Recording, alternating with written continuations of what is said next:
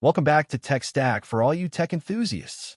In this video, we'll talk about what a component is and how we can create a new one in Angular. A component is basically a small building block of your Angular app. Angular wants you to divide your entire application into many small components that work together. Every component has a TypeScript file for logic, an HTML template for UI, a CSS file for design, a spec file for testing. Each component handles a specific part of the screen and can be reused whenever needed. For now, you can consider a component as a page. For example, if you are building an employee management system, you will have pages like Add Employee, Edit Employee, Employee List. Similarly, in Angular, you would create 3 components for these pages: Add Employee component, Edit Employee component, Employee List component. In Angular, everything comes from components. All the UI you see on the screen is built using multiple components working together. Now go to the app folder. Everything you create in Angular will be organized inside this folder. Inside the app folder, create a new folder named Pages. Now open the Pages folder in the integrated terminal. This will open the command prompt directly inside the Pages directory. Now create a new component using the command ng-generate component employees list.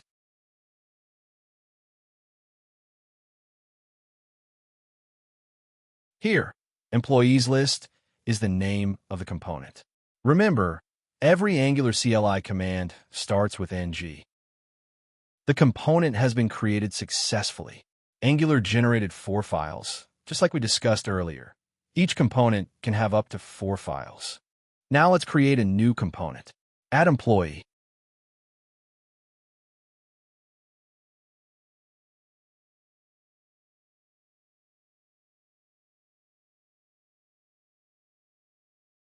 So far, we have created 2 components, and each component contains 4 files. CSS file, HTML file, spec.ts file, TS file. HTML defines what the user sees. TS holds the component's logic and data. CSS styles that piece of the UI. Spec.ts tests that the component actually works.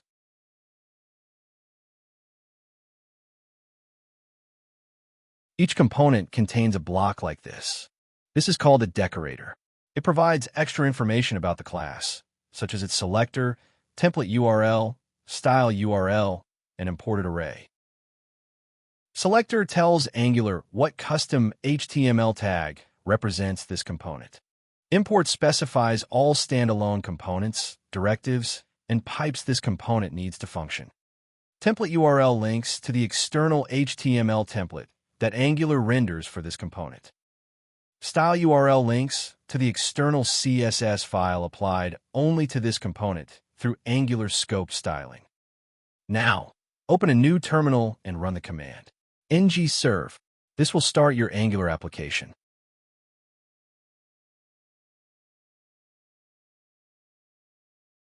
Great! Your Angular app is running successfully on localhost at port 4200.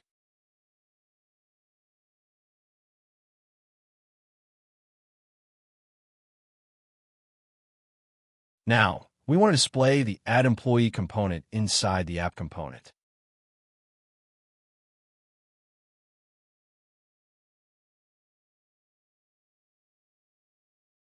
Now, copy the selector of the Add Employee component and use it as an HTML tag in the app component HTML file.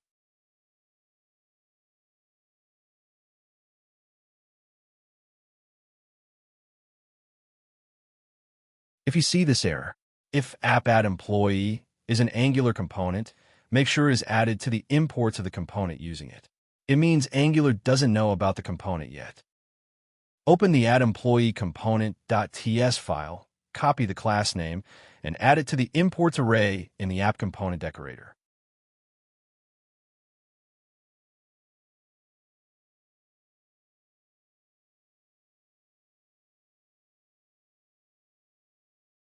Great! The error is fixed and the content from Add Employee HTML is now visible in your app.